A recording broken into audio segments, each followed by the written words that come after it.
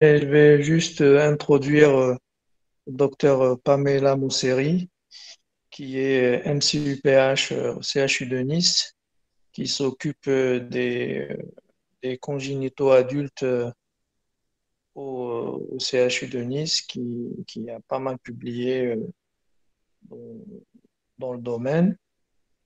Et on est ravi de l'avoir comme expert et qui va certainement euh, nous apporter un plus via cette présentation.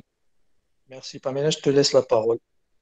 Merci beaucoup. Alors, merci beaucoup de m'avoir invité et merci pour le choix du sujet. Alors, comme je disais tout à l'heure, si certaines personnes n'étaient pas là, c'est le timing est parfait puisque on parle de cardiopathie congénitale essentiellement adulte, puisqu'on va parler d'hypertension artérielle pulmonaire associée aux cardiopathie congénitale. On parlera un petit peu d'enfants aussi. Mais les recommandations sont sorties il y a 48 heures. Donc, du coup, on a pu actualiser le diaporama pour ça. Donc, j'ai un petit souci de défilement des diapositives toute seule. J'espère que je vais les régler. Veuillez m'excuser si ça pose souci. Alors, je ne savais pas exactement, on va reprendre de la base en parlant de définition hémodynamique de l'hypertension pulmonaire en premier. Il faut bien différencier. On a des patients avec des cardiopathies congénitales, ils peuvent avoir différents types d'hypertension pulmonaire. Le principal, ce qui nous intéresse, ça va être l'hypertension pulmonaire précapillaire. Alors avant, c'était une pression pulmonaire moyenne supérieure ou égale à 25. Maintenant, c'est 20 depuis le dernier congrès mondial. Mais il faut prendre en compte le caractère précapillaire avec des résistances vasculaires pulmonaires qui doivent être supérieures ou égales à 3 unités Wood. Ça veut dire que maintenant, des pressions pulmonaires seules, il est hors de question de parler d'hypertension pulmonaire là-dessus. Il faut impérativement avoir le diagnostic de maladie vasculaire pulmonaire avec ces résistances vasculaires pulmonaires. Et bien sûr, une pression capillaire pulmonaire qui va pouvoir nous déterminer si on est sur du mode précapillaire ou sur du mode post-capillaire. Alors, on peut ensuite regarder le gradient transpulmonaire, etc., mais ça ne fait pas partie des recommandations. La classification, alors c'est une photo du congrès mondial et c'est la meilleure façon que j'ai trouvé de vous le montrer. Pourquoi? Parce qu'il y a des modifications donc de la classification clinique de l'hypertension pulmonaire par rapport notamment aux recommandations. On a donc le groupe 1 avec les pathologies habituelles, hein, l'hypertension artérielle pulmonaire idiopathique, l'hypertension artérielle pulmonaire génétique, drogue toxique. C'est là que se situent les cardiopathies congénitales avec le groupe 1, 5, 4. Mais on a également ici l'hypertension pulmonaire du nouveau-né qui n'est pas du tout liée à une cardiopathie congénitale, hein, donc c'est le 1,7. Et par contre, les cardiopathies congénitales, on va les retrouver également ailleurs dans cette classification des hypertensions pulmonaires. Donc, ils peuvent avoir des hypertensions pulmonaires post-capillaires, notamment avec des obstacles congénitaux post-capillaires, les sténoses aortiques, les patients qui ont des atrésies de l'arche aortique et qui développent des maladies du cœur gauche. Pas mal de raisons ainsi. Et on retrouve également dans le groupe 5 des patients congénitaux qui vont nous intéresser, puisque ça va être les patients avec cardiopathie congénitale complexe, comme les patients qui ont par exemple un ventricule unique et une hypertension pulmonaire, ou alors les patients qui ont des hypertensions pulmonaires qui sont segmentaires, où en fait on ne sait pas vraiment où les classer, donc ça va être du groupe 5. Finalement, ce groupe 5, on va essayer de le traiter comme des patients du groupe 1, mais on ne sait pas vraiment si ça va fonctionner. Donc tout ce qu'on va dire comme traitement, comme principe, etc., ça va concerner le gros de nos patients qui sont les patients du groupe 1. Donc, dans la classification clinique des HTAP, donc les patients avec cardiopathie congénitale et hypertension artérielle pulmonaire, donc le groupe 1, on a en premier le syndrome d'Eisenmenger, hein, donc ce sont, on va le voir ensuite, donc les shunts gauche-droit, élévation des résistances pulmonaires et inversion du shunt. On a également d'autres types d'hypertension pulmonaire, parce que finalement, le syndrome d'Eisenmenger, on entend parler, on a le nom, mais la plupart du temps, on a des hypertensions artérielles pulmonaires chez les congénitaux qui ne sont pas des syndromes d'Eisenmenger. Donc, on peut avoir des HTAP associés au shunt gauche-droite. Donc, on n'a pas encore d'inversion du shunt, mais on a déjà une hypertension pulmonaire. On ne sait pas s'il faut fermer ou pas la communication. Et là, c'est l'intérêt du cathétérisme qui va pouvoir nous aider. Et on a aussi des patients qui ont des hypertensions artérielles pulmonaires avec des petites communications cardiaques. On ne sait pas exactement pour quelles raisons ils développent de l'hypertension artérielle pulmonaire. Et ces patients, ce n'est pas la faute de leur petite CIA ou de leur petite CIV s'ils ont de l'HTAP, c'est un autre mécanisme. Et leur pronostic, il va vraiment ressembler aux patients qui ont une hypertension artérielle pulmonaire idiopathique. Et les patients qui vont avoir une hypertension artérielle pulmonaire après la correction du défect, qui va être soit chirurgicale, soit par cathétérisme. Et ce groupe de patients, ça va être le groupe de patients qui a le pronostic le plus sombre.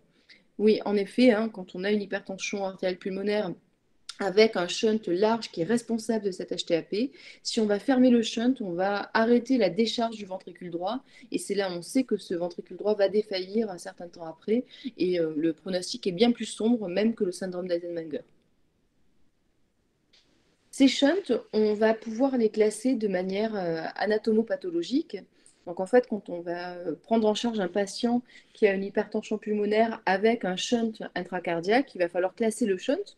Donc on va avoir les shunts simples pré-tricuspides, donc les CIA, quel type de CIA, les anomalies du retour veineux pulmonaire, les shunts simples post-tricuspides, c'est facile, hein, c'est la CIV ou le canal artériel persistant. On a ensuite les shunts qui vont être les shunts combinés. Et ensuite, on a la classification, les cardiopathies congénitales complexes, avec à l'intérieur le CAV complet, qui finalement est rentré dans les complexes, mais c'est quelque chose qui reste assez fréquent et assez simple, et en particulier chez les patients qui ont une trisomie 21, puisqu'on va avoir 50% de canal atrioventriculaire. On va devoir classer également la dimension. La dimension est importante puisqu'on va considérer si c'est un petit shunt ou un gros shunt. C'est important pour la classification anatomique et le pronostic. Donc, petit shunt, donc une CIA qui fait moins de 2 cm ou une CIV mais moins d'1 cm. Les gros shunts, évidemment les autres. La direction du shunt qui va être importante à regarder en échographie. Prédominante gauche-droite, prédominante droit-gauche ou alors clairement bidirectionnelle, les anomalies cardiaques ou extracardiaques associées, et bien sûr le statut, est-ce que ça a été réparé, est-ce qu'il y a eu un palliatif, par exemple, est-ce qu'on a fait un cerclage pulmonaire à un patient, ou est-ce que c'est un patient qui a eu un shunt aortopulmonaire, ou est-ce qu'on a réparé le patient. Donc, on va retenir que les différents types, donc ça c'est ce qu'il y a dans les dernières recommandations, les différents types possibles d'hypertension pulmonaire associée aux cardiopathies congénitales, c'est essentiellement l'hypertension pulmonaire précapillaire, donc PAP moyenne supérieure à 20, pression capillaire pulmonaire inférieure ou égale à 15 mm de mercure et résistance vasculaire pulmonaire de plus de 3 unités Wood. On a les hypertensions pulmonaires, parce qu'il ne faut pas dire HTAP. Si on dit HTAP, c'est qu'on est dans le groupe 1. Donc les hypertensions pulmonaires post-capillaires isolées, donc les patients qui ont un groupe 2, et les hypertensions pulmonaires qui sont à la fois pré- et post-capillaires, donc qui ont des résistances vasculaires pulmonaires supérieures à 3, mais une pression capillaire pulmonaire supérieure à 15. Et donc ces deux derniers groupes, ça ne rentre pas dans le groupe 1, ça rentre dans le groupe 2 des hypertensions pulmonaires, et donc ça ne bénéficie pas des traitements spécifiques de l'hypertension pulmonaire.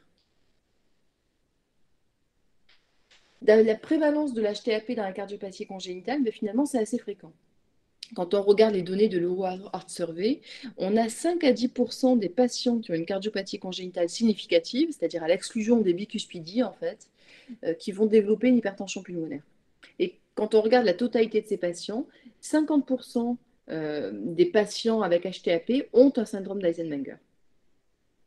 En Europe, donc quand on regarde ces congénitaux adultes, 28% ont une HTAP, 12% ont un syndrome d'Eisenmenger. Aux Pays-Bas, on n'a que 6% d'hypertension artérielle pulmonaire. Quand on regarde uniquement ce pays, qui a des bonnes données avec le registre Concorde, hein, ce sont des données de l'assurance maladie.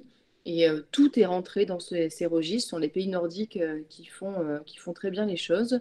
Et donc uniquement 6% d'hypertension pulmonaire, mais 58% d'Eisenmenger et 3% d'hypertension pulmonaire sur cardiopathie congénitale fermée. Ça veut dire qu'on a fait du zèle et qu'on a fermé des choses qu'on n'aurait pas dû fermer.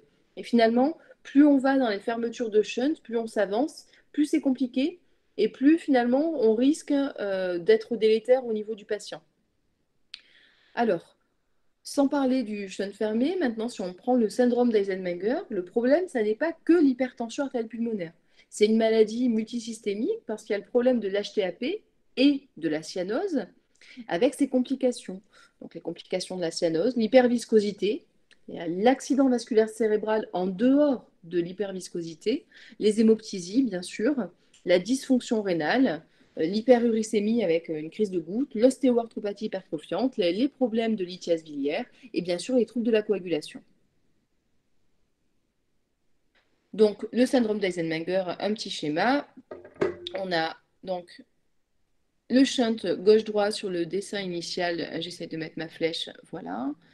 Donc le shunt initialement gauche-droit qui va s'inverser pour devenir droit-gauche au final. Donc on le voit mieux ici. Et pour quelle raison ce shunt devient droit-gauche au final? Parce qu'il y a une maladie vasculaire pulmonaire qui est liée à l'hyperdébit qui va s'installer. Et donc cet hyperdébit, il est responsable d'une artériolite, d'une inflammation des artères pulmonaires qui vont s'épaissir. On va avoir un type histologique qui est quasiment similaire à celui de l'hypertension artérielle pulmonaire idiopathique. Et donc, on a une élévation des pressions et ensuite une élévation des résistances pulmonaires. Et là, on rentre dans l'hypertension artérielle pulmonaire. Et à terme, on va avoir des pressions à droite qui sont supérieures à celles de gauche, des résistances pulmonaires supérieures aux résistances systémiques et une inversion du shunt, d'où les complications de l'hypertension pulmonaire et de la cyanose. Les shunts gauche-droite, donc des shunts de taille modérée à importante, et on n'est pas encore au stade d'Eisenmenger. Donc c'est le stade d'avant, avec des patients donc, qui vont survivre plus longtemps que quand on a un Eisenmenger, parce qu'ils ne l'ont pas encore développé, mais c'est le stade d'après. L'HTAP avec les petits shunts, ça s'appelle également l'HTAP coïncidente. Il y a beaucoup de termes. En fait, vraiment, ce qu'il y a à retenir, c'est que ces patients-ci, il faut les traiter comme des HTAP idiopathiques. On ne sait pas exactement comment ils vont évoluer. Il y a eu des études génétiques qui n'ont pas retrouvé d'association, notamment à BMPR2, à ALK1, aux gènes de l'hypertension pulmonaire. Donc, on ne sait pas pourquoi, mais par contre, ça ressemble vraiment à de l'HTAP idiopathique. Et ensuite, on l'a dit, l'HTAP après correction chirurgicale avec un pronostic très sombre. Le développement en cas de shunt gauche-droit non opéré, on l'a déjà dit, mais c'est vraiment pour insister sur deux points. Le premier, c'est que la prévention de l'hypertension pulmonaire, finalement, ça va être la correction du shunt. Il y a un timing de correction du shunt qui est à respecter, mais qu'une fois que le patient est opéré, il va falloir vérifier qu'il ne développe pas d'hypertension pulmonaire par la suite. Donc, il faut réparer le shunt pour protéger de l'hypertension pulmonaire. Donc la prévention, fermeture précoce des shunts, encore faut-il pouvoir voir les patients et faire cette recommandation de fermeture du shunt. Donc on avait des recommandations qui dataient de 2010 et de 2015, avec en 2015 les recommandations de l'HTAP, en 2010 les recommandations sur les congénitaux adultes. Donc, globalement, pour les fermetures de CIA, on disait que c'était moins de 5 unités Wood. Ensuite, on a parlé du ratio des résistances pulmonaires sur résistance systémique inférieure à 2 tiers. On pouvait éventuellement l'envisager, mais c'était une recommandation de grade 2B.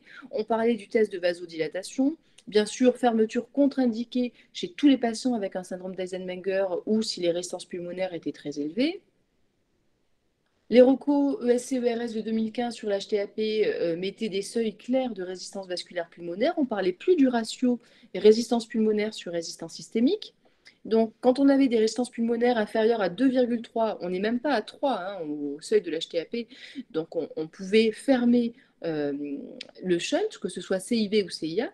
Quand on avait des résistances vasculaires pulmonaires supérieures à 4,6, on ne pouvait plus corriger le shunt, c'était une reco de grade 2A quand même, donc c'était nettement à respecter.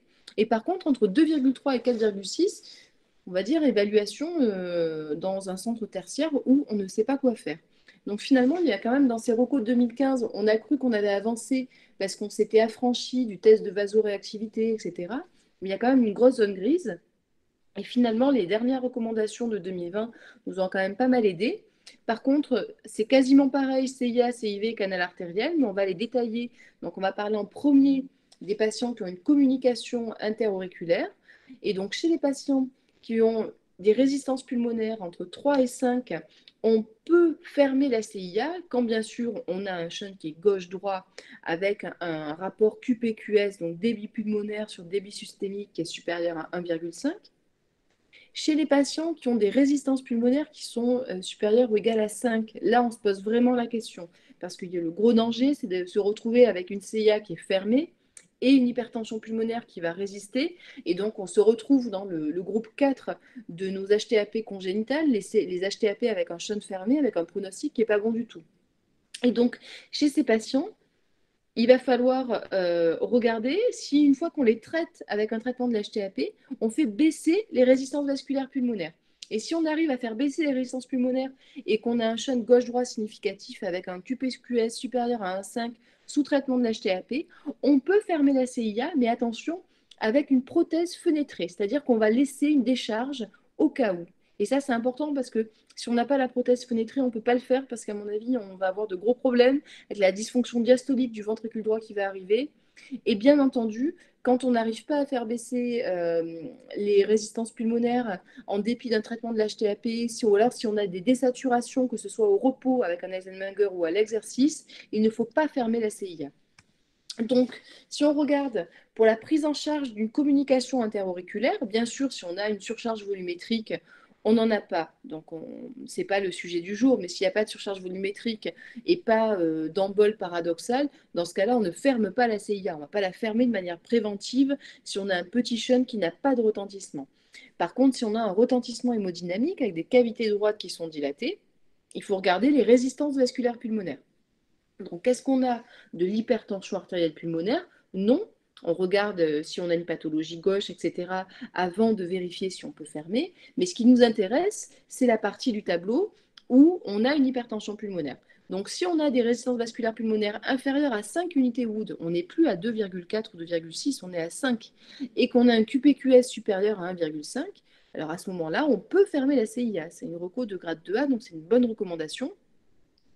Par contre, si on a des résistances pulmonaires supérieures à 5, il va falloir traiter le patient et on va regarder ce que font les résistances pulmonaires. Elles baissent, on obtient un QPQS à plus d'1,5, on peut faire une fermeture fenêtrée. Mais il faut faire vraiment, vraiment attention à tout ceci, donc ce n'est pas forcément évident. Et donc, il y a quelque chose qui a complètement disparu de cette prise en charge des shunts, au cathétérisme notamment, donc c'est quelque chose en moins à faire, c'est pas mal, c'est le test de vasoréactivité. Il ne nous guide pas pour déterminer la fermeture d'une CIA ou d'une CIV, on n'en a plus besoin. Donc maintenant, en fait, il faut traiter le patient et regarder ce qui se passe après traitement. Maintenant, si on regarde les CIV, donc chez les patients qui ont une CIV avec une hypertension pulmonaire et des résistances pulmonaires entre 3 et 5, on va fermer la CIV puisque en général le shunt est gauche-droite de manière significative avec un QPQS à plus d'un 5. Par contre, chez les patients qui ont une CIV avec des résistances pulmonaires à plus de 5 unités Wood, pareil, il va falloir considérer la fermeture quand il y a quand même un QPQS à plus d'1,5, mais il va falloir, ça va se discuter parce que de temps en temps, ça va être fermeture plus traitement, donc c'est pas forcément évident. Et bien entendu, si on a une désaturation, notamment à l'effort, d'où l'intérêt de faire un test de marche, même à un patient qui n'a pas d'hypertension, qui n'a pas des résistances pulmonaires très élevées, mais qui a une suspicion qui est entre deux, si on a un patient qui va désaturer à l'exercice, c'est qu'on a vraiment une maladie vasculaire pulmonaire qui est installée. Et à ce moment-là, si on ferme la communication, globalement, le patient va s'aggraver. Donc, le même schéma qui répète exactement ce qu'on vient de dire, en sachant qu'on est quand même beaucoup moins certain sur la fermeture, puisqu'on a une reco de grade 2B sur la fermeture des patients qui ont des résistances pulmonaires à plus de 5 unités Wood, avec un QPQS à plus d'1,5. Le canal artériel, donc maintenant, quand est-ce qu'on prend en charge? Donc on est toujours dans les shunts simples, c'est pour ça que c'est bien détaillé. Et ensuite, c'est finalement le même algorithme pour tous les patients. Il faut regarder entre 3 et 5, on va regarder si on a un shunt gauche-droit significatif. Si on a un shunt qui est toujours gauche-droit avec un QPQS à plus d'un 5, on ferme la communication ou le canal artériel, donc c'est la même chose.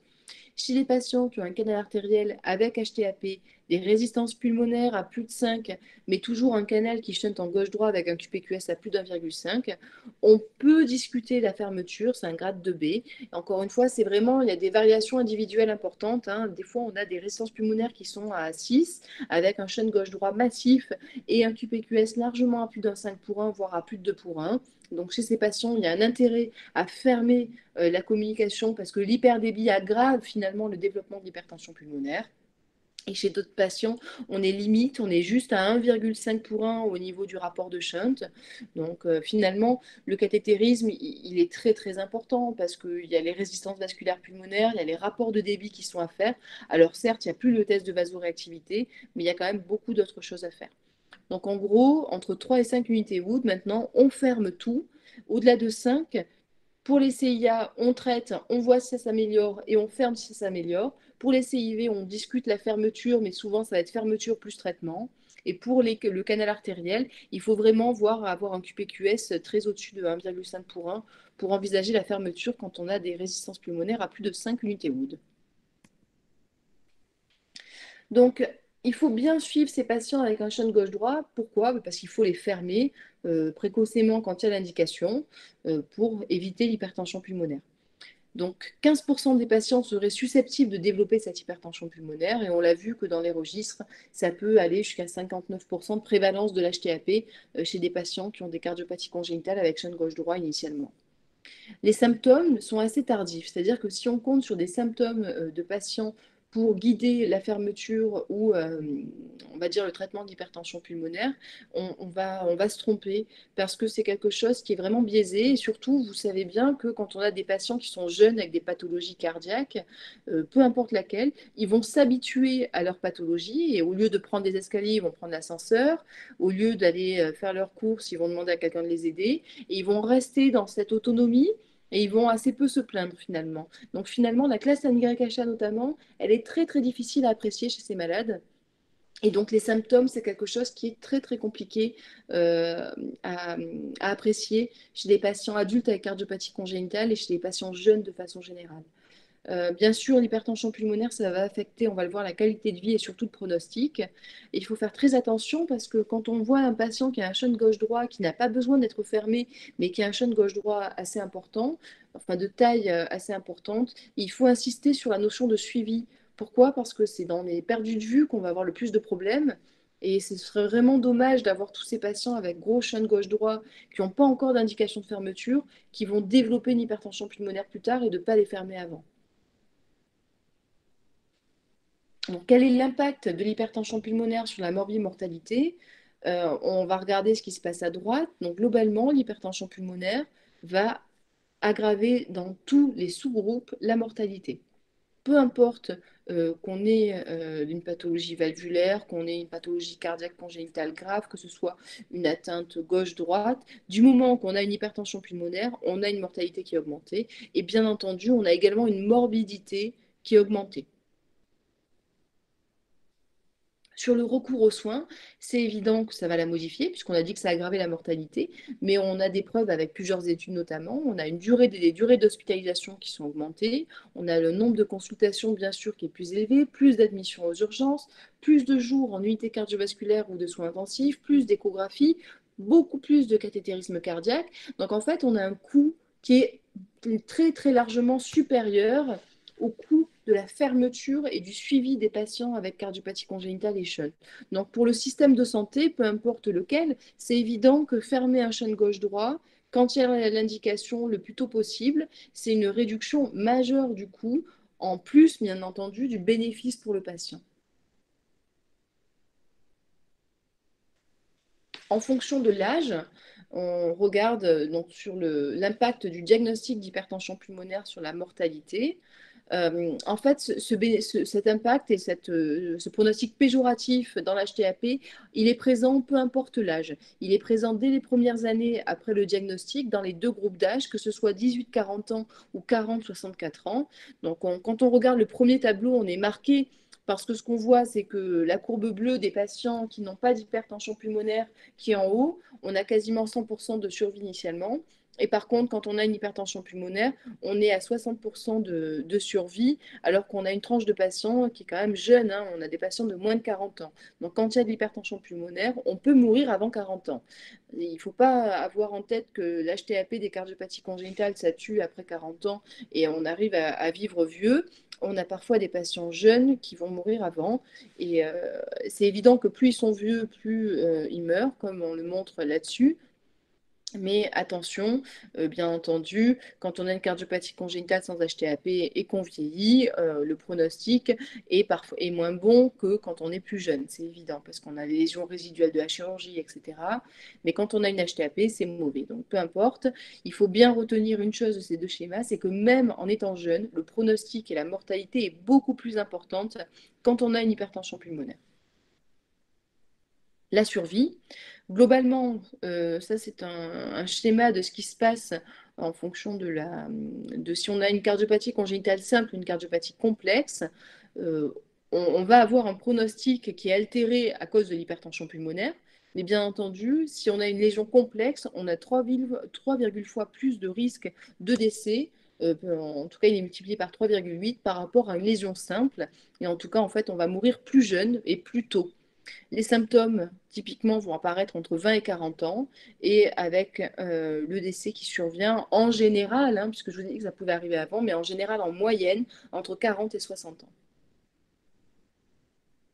Comment est-ce qu'on va évaluer ces patients qui ont une HTAP avec cardiopathie congénitale?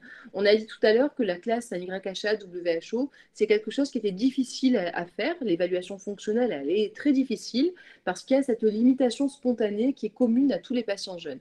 Donc, on va essayer quand même d'évaluer la classe fonctionnelle, mais il va falloir qu'on trouve autre chose. Et pourquoi c'est important d'évaluer malgré tout de manière le plus objective possible la classe fonctionnelle? Parce que les patients qui sont NYHA 3-4 sont beaucoup plus graves que les patients qui sont NYHA 1-2. Ça, c'est un papier qui date déjà d'il y a 10 ans, mais qui montre bien qu'on a, hop, je reviens en arrière, qu'on a plus de 2 fois plus de risques de décès, de mortalité cumulée quand on est NYHA 3-4 par rapport à NYHA 1-2. Donc maintenant, on va quand même essayer d'avoir des paramètres qui sont plus objectifs, moins subjectifs qu'une classe fonctionnelle. Donc on a notamment tous les peptides. Le BNP en premier, c'est un excellent marqueur. Donc la première étude sur le BNP, c'était 2012. Et donc 2012, avec un cutoff à 140, ça permettait de déterminer des groupes de patients à risque, avec notamment les patients avec un BNP élevé qui avaient une mortalité qui était beaucoup plus importante, ils mouraient beaucoup plus tôt et plus rapidement. C'était un signe de gravité quasiment dans les mois qui suivaient. Le problème, c'est le cut-off pour le BNP. On a une normale qui est fixée à 100, 100, 400, un seuil intermédiaire. Mais globalement, ce qu'on sait aujourd'hui, c'est que quand on a un BNP normal, il doit être autour de 30-50. Quand on a un BNP à plus de 50 pour un patient jeune, c'est qu'il se passe quelque chose. Et donc, il y a des études qui ont noté un cut-off à 50. Alors maintenant, pour avoir un vrai cut-off en termes de pronostic et de mortalité très augmentée, en fait, le seuil, il est entre 100 et 140. Si, attention, ce BNP, il augmente le risque de mortalité quand on a un BNP élevé. Et il est très, très important parce que chez les patients qui ont une trisomie 21, on a des difficultés à les évaluer. Alors, on a l'échographie, parfois on se trompe. On a plus souvent un épanchement péricardique chez les patients qui ont une trisomie 21. Et pour autant, dans l'HTAP, c'est censé être un facteur de risque de mortalité. Et comme c'est commun à la trisomie 21, on a du mal à les évaluer. Donc, chez les patients qui ont une trisomie 21, le BNP, c'est un excellent marqueur du risque de mortalité, puisque dans la population générale, le risque relatif de décès est multiplié par 4,6 quand on a un BNP supérieur à 140 dans cette étude. Mais si on prend le sous-groupe des patients avec trisomie 21, le risque relatif de mortalité est multiplié par 7,8. Donc, les patients qui ont une altération du statut qui ne permet pas l'évaluation de la classe NYHA, qui ne permet pas tout à fait l'évaluation par un test de marche de 6 minutes, le BNP est vraiment très, très important. Et on va regarder donc cette étude de Gerhard Diller à essayer de retrouver l'importance relative des différents paramètres pronostiques. Donc l'âge, la classe WHO, la créate, le test de marche de 6 minutes et le BNP. Plus on monte, plus on est en haut du graphique, plus on est important, et plus on est vers la gauche, plus on est important. Et là, c'est le BNP qui est le plus gros point, qui est le facteur le plus important. Quand on prend 100%, on regarde ensuite, on a le test de marche de 6 minutes avec une importance relative donc d'un tiers par rapport au BNP, la créatinine, le fait d'avoir une trisomie 21, et ensuite l'âge et la classe WHO à égalité et à zéro par rapport au BNP. Ça veut dire vraiment que ce BNP va presque nous permettre de nous affranchir de la classe WHO. Donc c'est vraiment quelque chose d'intéressant à doser, qui est finalement plus si cher à doser et à faire régulièrement. L'échographie cardiaque dans le syndrome d'Eisenmenger, c'est quelque chose que j'aime beaucoup, je ne vais pas dire le contraire. Ça permet de mettre en évidence des sous-groupes de patients à risque. Alors, il y a quelque chose de très simple comme le TAPS. On détermine deux groupes de patients, le TAPS inférieur à 15 ou supérieur à 15. Alors, on peut regarder 20, mais vraiment le seuil pronostic, entre 15 et 20, c'est pas normal, mais en dessous de 15, il y a vraiment un pronostic qui n'est pas bon. Et on peut faire un score de risque échographique, qui est un score tout à fait simple. On ne regarde même pas ce qui se passe en strain, etc. C'est le TAPS inférieur à 15, on donne un point. Le rapport Systole sur diastole, on donne 1 point s'il est supérieur à 1,5. La surface de l'oreillette droite a plus de 25 cm², et 1 point également. Le ratio oreillette droite sur oreillette gauche a plus d'1,5. Et quand on a un score à 4, on a vraiment une mortalité qui est multipliée par 4 chez ces patients. Et donc, on sait qu'on a un score échographique important. Si on y ajoute le BNP, on a vraiment des paramètres qui vont être des paramètres objectifs, qui ne vont pas dépendre de la capacité à l'exercice et qui vont nous permettre d'apprécier le pronostic du patient et donc d'évaluer, de modifier le traitement du patient en fonction de cette évaluation. La saturation, c'est quelque chose de très important. Alors, quand on regarde un critère composite de décès, hospitalisation, de transplantation, en fait, cette étude a regardé le delta de saturation entre deux consultations. C'était des consultations qui avaient lieu entre 3 et 6 mois. Quand on a la saturation qui ne bouge pas, globalement, on n'a pas d'événement. Quand on a la saturation qui diminue, c'est qu'il y a quelque chose qui ne va pas. Donc, regarder le delta de saturation, c'est quelque chose qui est majeur. Pourquoi? Parce qu'on va avoir toutes les complications qui s'en suivent. Si on a une saturation qui va baisser, c'est qu'on a des résistances pulmonaires qui augmentent la plupart du temps. Donc, on n'a pas besoin de faire le cathétérisme, on sait qu'il se passe quelque chose et qu'on va avoir le plus souvent une polyglobulie qui est un petit peu plus importante, mais on peut majorer la carence martiale, on peut majorer toutes les complications de l'Eisenmenger. Donc la diminution de la saturation, c'est un paramètre pronostic important, c'est quelque chose d'extrêmement simple et qu'il ne faut pas négliger. Alors, le problème de la numération formule sanguine de l'hémogramme chez un patient qui a un syndrome d'Eisenmenger, on va venir au problème de la saignée, bien sûr. Donc, de façon habituelle, on a une polyglobulie, une érythrocytose secondaire, on a des globules blancs qui sont normaux, mais on a une thrombopénie. On a une thrombopathie, donc on a ce problème de coagulation également, et on a des patients qui vont thromboser plus, saigner plus, et qui ont une polyglobulie. La question, c'est est-ce qu'on les saigne? La réponse, c'est pas oui ou non. On pourrait se poser la question pour diminuer le risque d'AVC et les symptômes d'hyperviscosité, puisqu'on sait que l'hyperviscosité peut être responsable d'AVC. Classiquement, les patients qui ont une polyglobulie primitive, on les met sous aspirine. Il y a beaucoup de gens qui mettaient les Eisenmenger sous aspirine. On ne le fait plus parce qu'il y a plus il y a ce problème de thrombopathie, il n'y a aucune preuve et au contraire, ça peut être péjoratif. Et en fait, quand on fait une saignée, on va majorer le risque d'accident vasculaire cérébral. Pourquoi? Parce qu'on va souvent majorer ou induire une carence martiale. Ça, c'est le risque en général. Et quand on fait une saignée, on va aggraver. Et en fait, quand on regarde les AVC chez les patients qui ont un Eisenmenger, c'est la plupart du temps en rapport avec la microcytose chez ces patients qui est liée elle-même à la carence martiale. On va le voir après. Donc, qu'est-ce qu'on saigne? Polyglobulie secondaire, en fait, elle est nécessaire. Si on n'a pas de polyglobulie, on n'a pas de mécanisme de compensation de la désaturation. Donc, c'est pas compatible avec de l'exercice. En général, on n'a pas de symptômes d'hyperviscosité si on a un hématocrite qui est inférieur à 65%. Et donc, on a dit, les AVC sont le plus souvent secondaires à la microcytose. Et ça, que ce soit dans l'Eisenmenger ou dans toutes les cardiopathies congénitales cyanogènes. Donc, l'indication de la saignée, elle est simple. C'est quand on a vraiment un syndrome d'hyperviscosité, avec une hyperviscosité qui est symptomatique, mais vraiment de manière, je dirais, moyenne à sévère, mais c'est vraiment des symptômes qui sont sévères, qui sont liés avec une hématocrite qui a plus de 65%. En dessous, il ne faut jamais saigner. Et bien sûr, il ne faut pas qu'il y ait de carence martiale. Sinon, on va majorer la carence martiale et on rentre dans un cycle d'auto-aggravation avec des complications. Et comment est-ce qu'on saigne ces patients? Il faut reperfuser du sérum salé isotonique derrière. Donc, on retire 400-500 cc de sang pour remplir à 750-1000 cc de sérum salé. Pour quelles raisons on n'apprécie pas la saignée chez ces patients? On a regardé les études, on voit, on compare les patients, ceux qui ont une hématocrite à plus de 65, ceux qui ont moins de 65. Et en fait, ceux qui ont une hématocrite à plus de 65, ils vont faire une distance plus longue au test de marche. Alors, elle n'est pas bonne, vous allez me dire, parce qu'elle est inférieure en moyenne à 450, d'accord, mais elle est bien meilleure dans le groupe qui a une hématocrite supérieure ou égale à 65%. La durée de l'exercice est plus longue et le pic de VO2 est bien meilleur. Donc, quand on a un hématocrite faible, on a une capacité à l'effort qui est moindre. La carence martiale, c'est un facteur de risque de morbimortalité. Ça multiplie, on va dire, un risque combiné de décès, transplantation, hospitalisation par 5,3. Donc la supplémentation en fer, quand on la réalise, ça améliore la capacité à l'exercice. Et en fait, elle est nécessaire quand on a des patients qui ont un VGM inférieur à 80 avec une carence martiale avérée sur le bilan biologique. Ça veut dire que ce patient qui a une HTAP associée aux cardiopathies congénitales, on va faire l'évaluation pronostique générale, le traitement cardiaque, etc. Mais il y a tout un tas de choses associées. Il faut réfléchir à la saignée, il faut réfléchir à l'hématocrite, il faut réfléchir au fer, il faut réfléchir à tout ce qui se passe à côté et vérifier qu'il n'y ait pas de problème. Et parfois, et régulièrement, on est amené à supplémenter en fer. Alors hop, là on a le son qui passe à côté.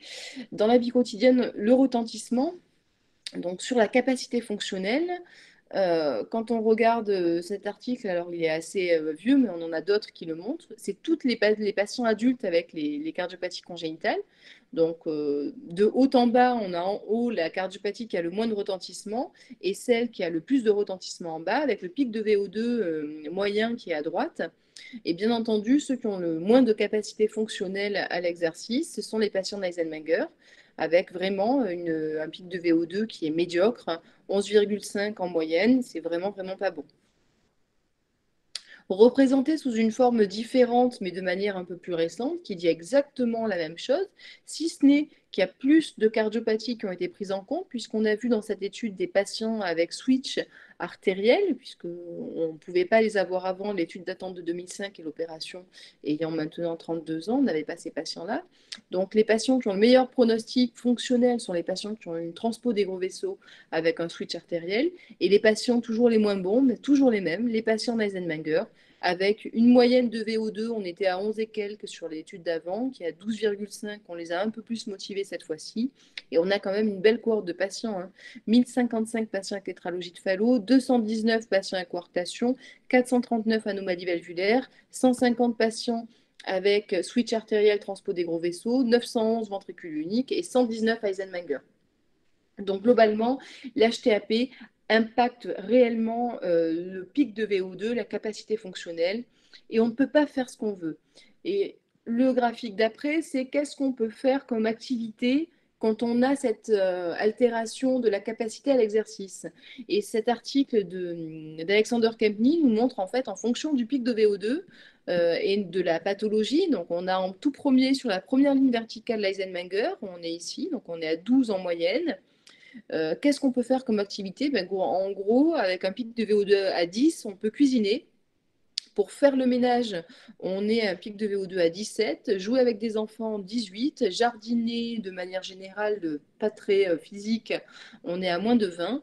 Mais déjà, ça va dépasser les capacités de notre patient d'Eisenmenger. Ça veut dire qu'on ne peut pas tout leur demander à ces patients.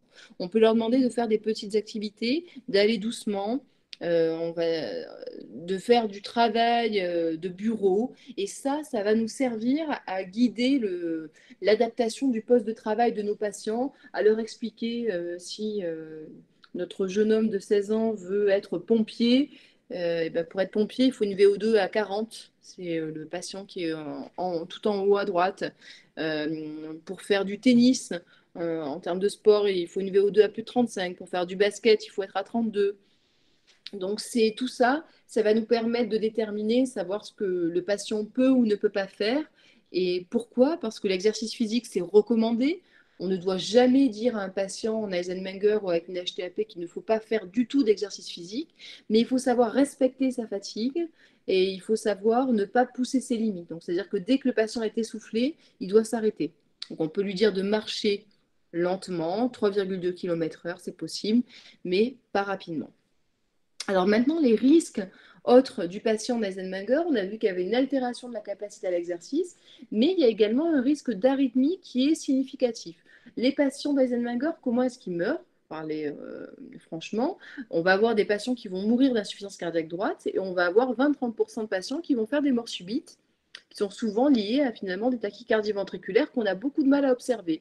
On a régulièrement des patients, j'en ai 2 par an, qui font des morts subites.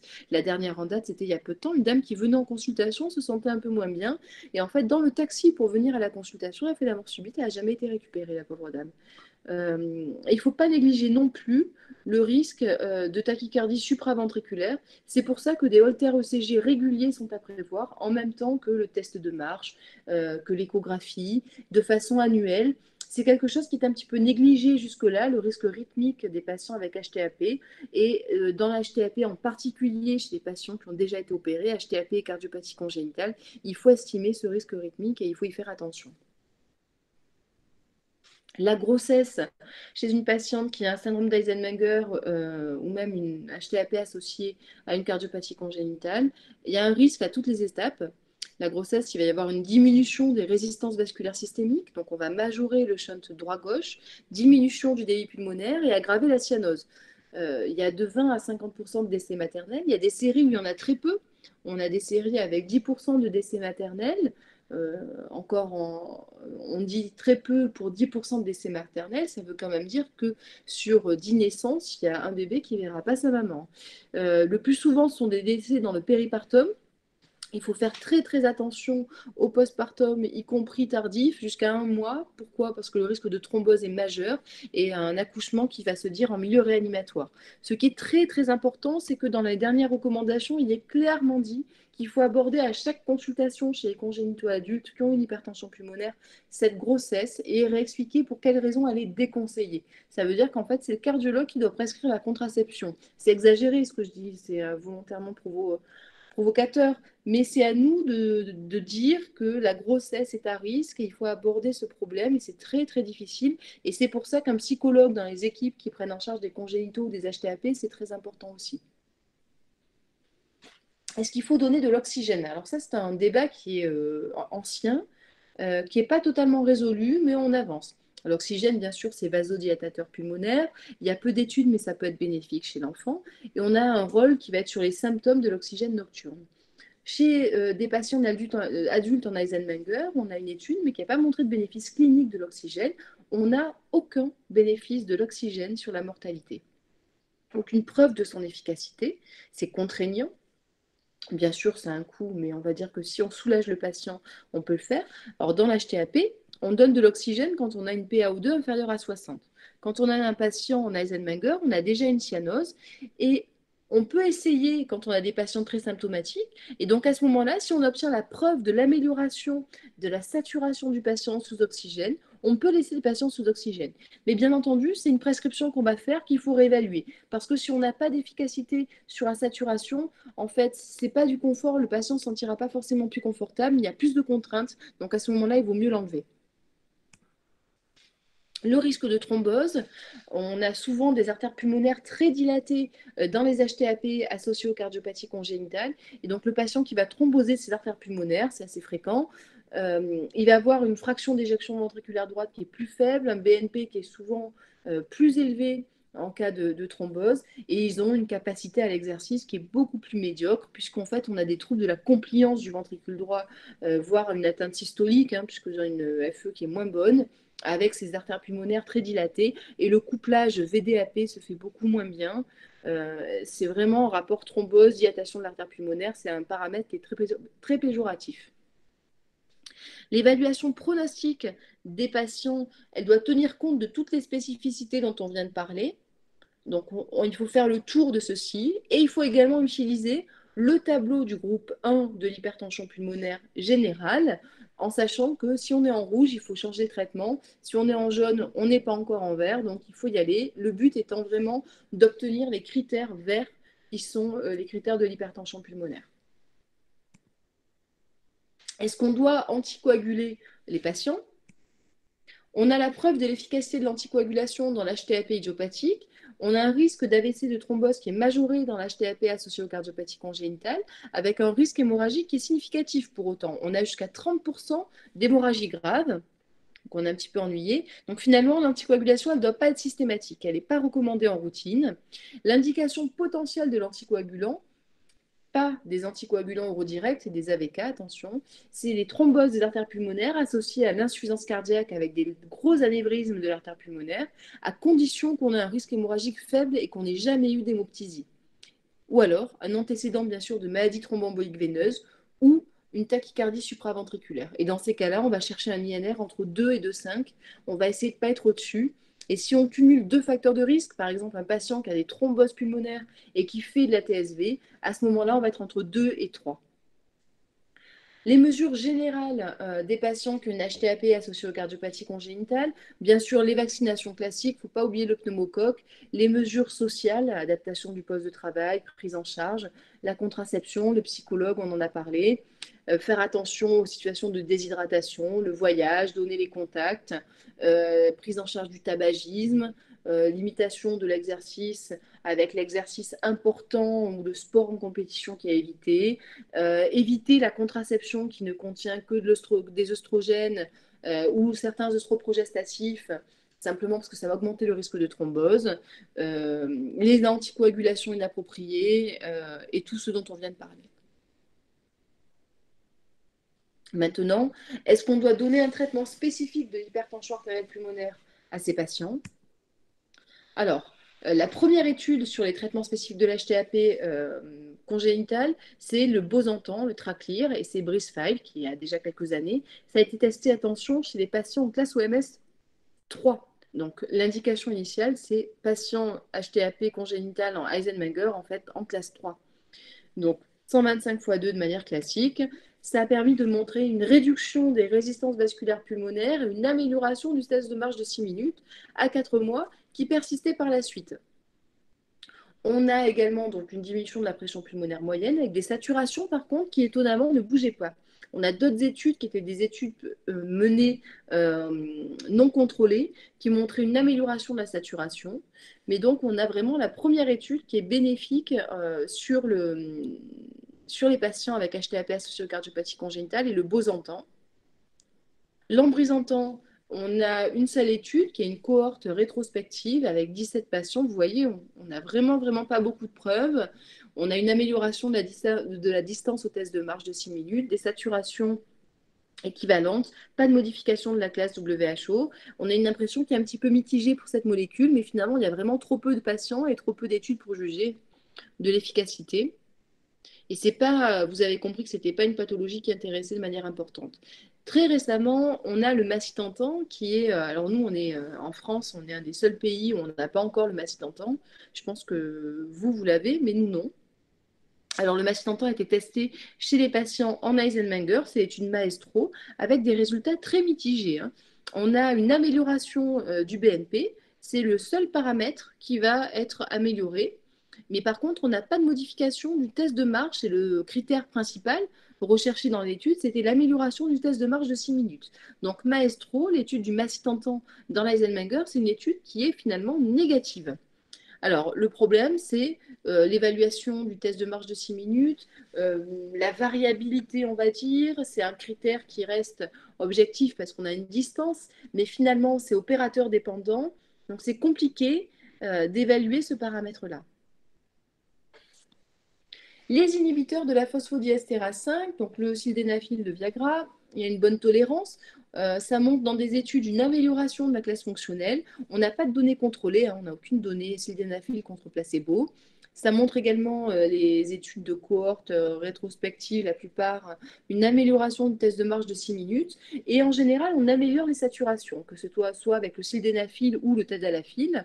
On a une amélioration de la saturation, que ce soit au repos ou à l'effort. D'où l'intérêt, quand on fait un test de marche, d'avoir la distance et également le nadir de saturation. Hop.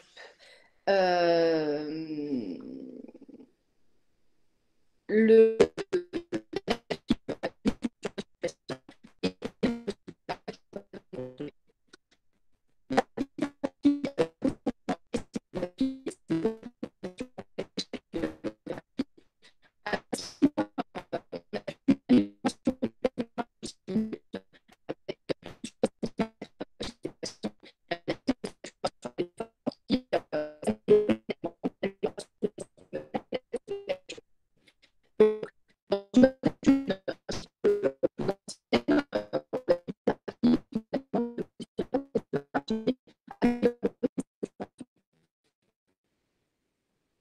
les prostacyclines.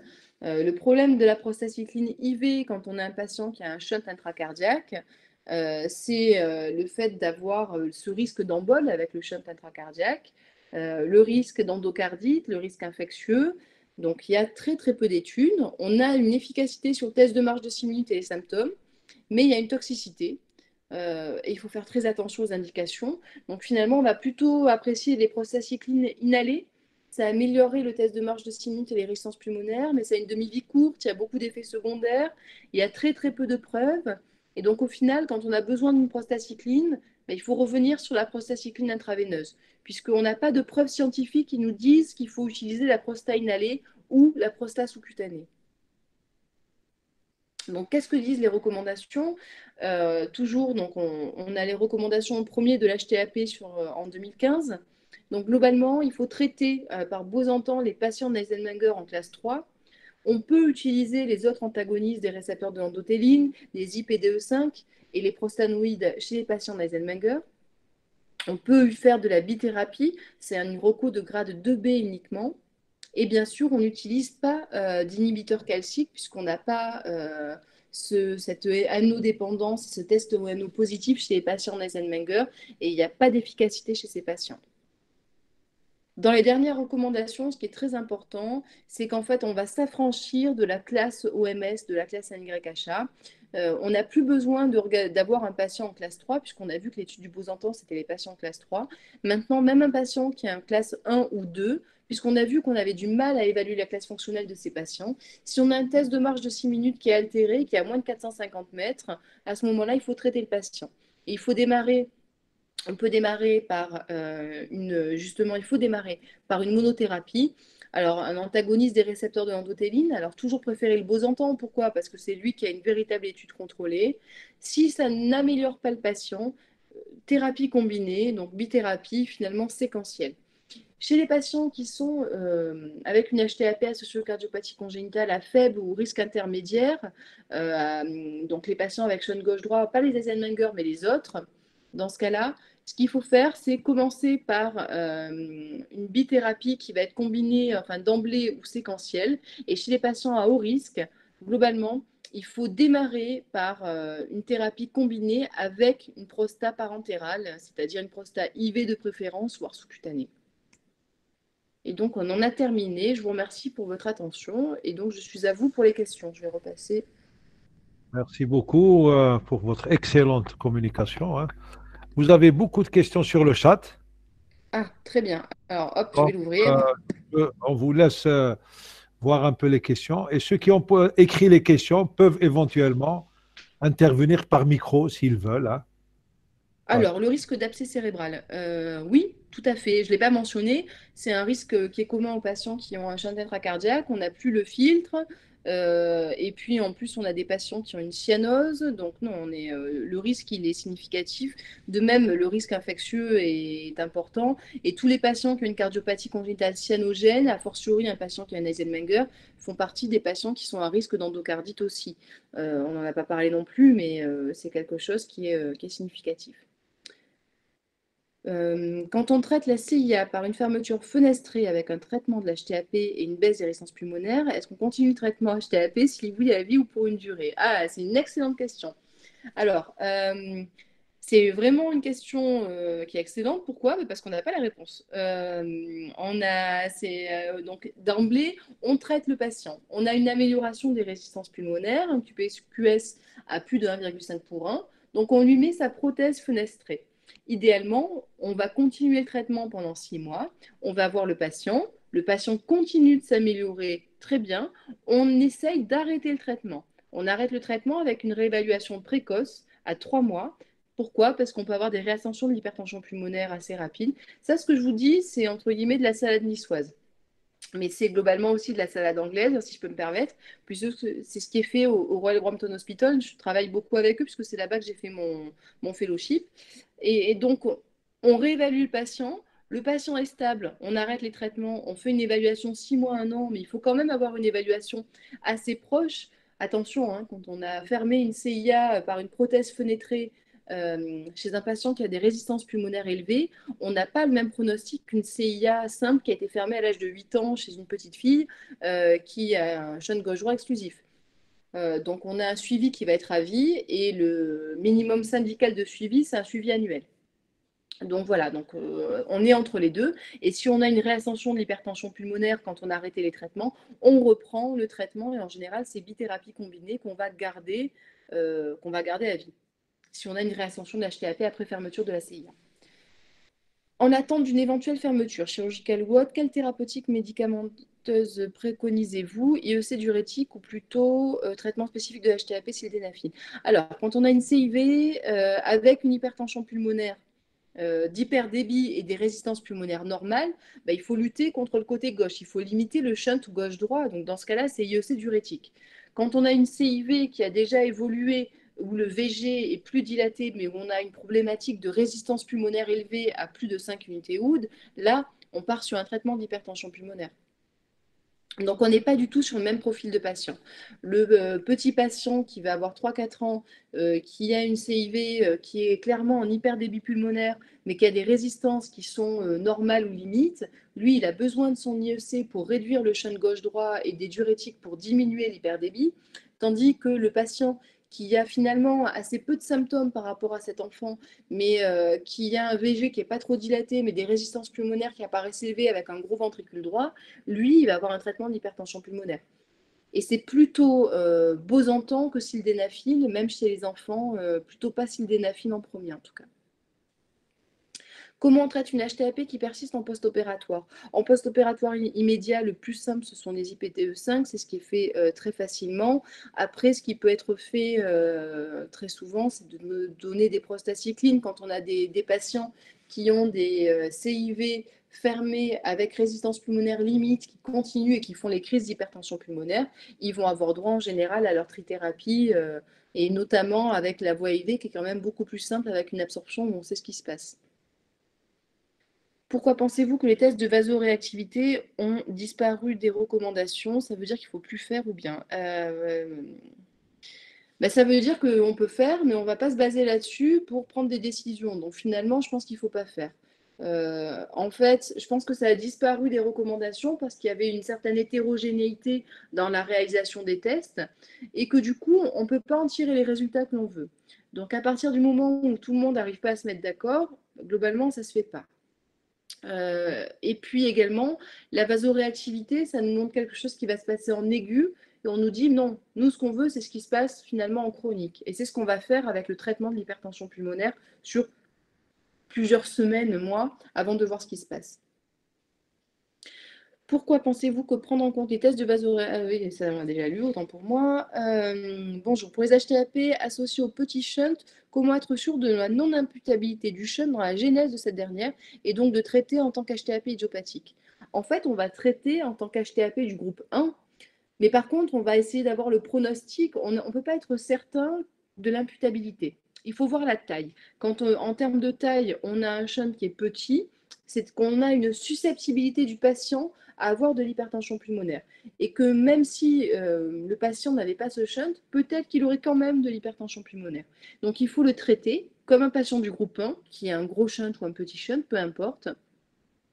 Mais il faut lui penser, ça c'est à nous de le faire, que ce pronostic de ce patient, c'est un petit peu comme le pronostic d'une HTAP idiopathique. Il y a un problème de micro, je pense que ça a dû être résolu. Et voilà, en effet.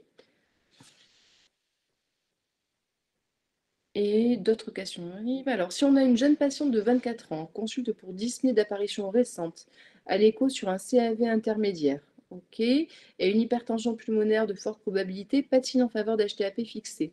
On est toujours en échographie, j'imagine. Est-ce qu'il faut compléter par un cathé droit? Ah oui, oui. Alors ça, c'est impératif.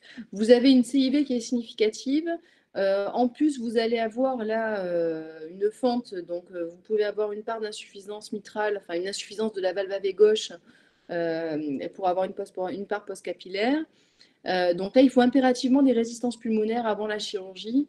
En tout cas, l'anesthésiste de chirurgie cardiaque ne devrait pas vous l'endormir s'il n'y a pas de résistance pulmonaire. Pourquoi? Parce que même si les résistances sont normales, tant mieux, on sait que le risque va être très faible. On va expliquer à la famille que le post-op va très bien se passer. Quand on a des résistances pulmonaires qui sont intermédiaires, on va quand même dire attention, le post-op, il est un petit peu plus difficile à gérer, ça va être un peu plus compliqué. Et si les résistances pulmonaires sont élevées, ce qui ne semble pas être le cas chez cette jeune fille, mais si elles sont élevées, on va dire peut-être qu'il ne faut pas faire, qu'il faut faire un traitement d'abord et voir ce qui se passe. Mais en gros, ça va nous guider un petit peu pour ce qui va se passer après l'intervention, même si on est certain qu'il n'y a pas d'HTAP fixé. Est-ce qu'il y a une preuve de l'intérêt des IEC en cas de shunt avec hyperdébit pulmonaire sans élévation des résistances pulmonaires? Bah ça, c'est une bonne question. On a des études qui sont, je crois qu'il y a eu une grosse étude, mais c'est assez ancien, hein, chez des enfants qui avaient des shunts gauche-droit, il me semble que c'était des CIV, à qui on donnait des IEC. Alors, on a des études ont surtout concerné la taille du ventricule gauche, mais finalement, ça nous permet, l'IEC, uniquement d'attendre la chirurgie, hein. Ça ne va pas faire grand-chose de plus, puisque du moment qu'on a un hyperdébit pulmonaire sur un shunt, il va falloir le fermer, ce shunt. Donc, on ne guérit pas de l'hyperdébit avec l'IEC, mais on va patienter. Mais de mémoire, l'étude qui est une étude américaine, une étude assez ancienne, ça permettait de montrer qu'on avait une réduction du Z-score du ventricule gauche. Alors, les HTAP segmentaires, le traitement. Alors, dans les recommandations, ce qui est dit, la phrase texto, quand on a une hypertension artérielle pulmonaire segmentaire, il n'est pas clair de savoir si oui ou non il faut traiter ces patients. En pratique, souvent ce qui se passe, c'est qu'on a des patients avec des atrésies pulmonaires. On va avoir un poumon qui est en hypodébit et un poumon qui est en hyperdébit, qui a développé de l'hypertension pulmonaire, donc l'HTAP segmentaire, ou alors sur des fistules. Globalement, ce qui est possible de faire, c'est de traiter. À condition, on l'affirme, on traite, on fait le cathétérisme, on fait tous les examens, on traite le patient et on regarde s'il s'améliore ou pas. Bien sûr, s'il n'y a pas d'amélioration, il est inutile de continuer le traitement. S'il y a une amélioration, il faut traiter. Après, il reste le problème du remboursement. Alors, si on vient chercher l'indication du remboursement dans les dossiers, nous, ce n'est pas le cas. On a cette chance parce qu'on est identifié, donc centre de compétences de l'hypertension pulmonaire. Donc, finalement, j'ai envie de dire, on pourrait prescrire les traitements d'hypertension pulmonaire comme on voudrait. Il n'y a personne qui va venir regarder en dehors du pharmacien si on est d'accord avec lui. Mais si on va chercher dans l'indication, si on suit les recommandations, ben, on l'a pas. Mais donc HTAP segmentaire, je dirais, tentative de traitement, on voit si on obtient une amélioration et sinon on arrête. Alors, est-ce que vous considérez l'estimation des RVP par écho, ITV sur... enfin, c'est Vmax de l'IT sur ITV sous-pulmonaire, le ratio, dans le suivi des HTAP des cardiopathies congénitales. Merci. Alors, c'est un ratio que j'utilise régulièrement parce que ça me dit s'il y a de l'hyperdébit ou pas. Alors, je ne l'utilise pas dans l'HTAP des cardiopathies congénitales. C'est une excellente remarque. Je l'utilise dans les HTAP non congénitales parce que je pense qu'on peut se tromper et que finalement, la saturation, c'est un élément beaucoup plus simple à prendre en compte. Mais ce que j'utilise, c'est l'ITV sous-pulmonaire. La Vmax de l'IT, je l'utilise très très peu chez les patients avec HTAP congénital. Par contre, l'ITV sous-pulmonaire, en fait, va nous dire d'emblée si on a une ITV qui va augmenter, ben, on a un débit dans le poumon qui va augmenter, donc on a notre traitement vasodilatateur pulmonaire qui est efficace. Et si on a une ITV qui se réduit, ça veut dire qu'on a un VD qui va souffrir, qui va moins pomper, ou des résistances qui sont plus élevées, un VD qui se maladapte. Donc on a quelque chose à améliorer. Donc moi je dirais que ce que je regarde vraiment de façon très importante chez ces patients-là en écho, c'est l'ITV sous-pulmonaire et sa variation entre deux échos. Est-ce qu'on intervient sur une unité très importante avec syndrome d'Eisenmenger? Non. Alors, je dis non, non, mais si on a un patient, avant l'année dernière, la réponse était classée, c'était non, parce que si une intervention sur unité, c'est chirurgie. Maintenant, intervention sur unité, ça peut être un triclip, ça peut être percutané. Je dirais que dans un syndrome d'Eisenmenger, on n'a pas d'indication, mais si on a la preuve que c'est l'insuffisance tricuspide qui entraîne la dilatation importante de l'oreillette droite et qu'on a des arythmies qu'on n'arrive pas à juguler par une ablation et qu'on a toujours ce trigger avec une grosse IT, j'ai jamais rencontré ce cas-là, mais potentiellement on peut le discuter. Je vous remercie pour les commentaires qui me remercient, c'est très gentil. Est-ce qu'on mesure systématiquement le QPQS à l'écho des congénitaux? Alors, on essaye, en tout cas avant de savoir qu'on a une hypertension pulmonaire, mais au cathétérisme, oui, de manière systématique. Si on fait un cathétérisme cardiaque à un patient qui a un shunt intracardiaque et qu'on ne fait pas d'oxymétrie étagée, on a manqué une étape. Le cathétérisme cardiaque d'un patient qui a une cardiopathie congénitale, C'est très rébarbatif parce que c'est long, mais ça apporte énormément d'informations. Mais quand on le fait, vraiment, il faut avoir toutes les données parce que sinon, on n'arrivera pas à s'en servir. Et je pense j'allais dire on a terminé, mais non, il y a une autre question. Est-ce qu'on doit définir des cutoffs différents chez les patients d'Eisenmenger pour parler d'anémie ou des cutoffs pour poser l'indication de transfusion? Alors, oui, tout à fait. Alors, l'hémoglobine à 18, on ne la regarde pas, on va regarder l'hématocrite. Quand l'hématocrite est à plus de 65, on a beau avoir une hémoglobine à 18, on ne va pas regarder. Pour le côté, l'hémoglobine au-dessus. Pour le côté, l'hémoglobine en dessous. En fait, quand on a une hémoglobine qui est normale chez un patient qui a un syndrome d'Eisenmenger, c'est qu'on a une carence martiale.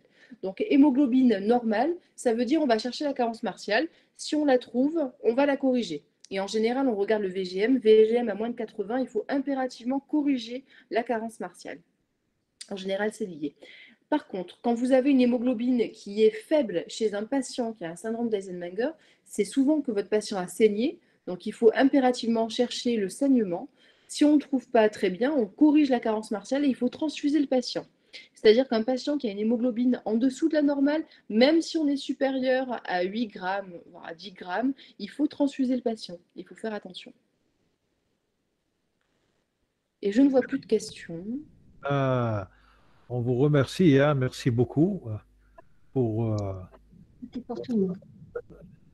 Je ne sais pas si vous m'entendez. Je vous entends, oui, oui. Merci, Bien, je vous en prie. on arrive à la fin de cet exposé qui était excellent. Merci beaucoup au nom de toute l'équipe. Et j'espère qu'on vous reverra cette année pour une autre conférence, Inch'Allah. Pourquoi pas?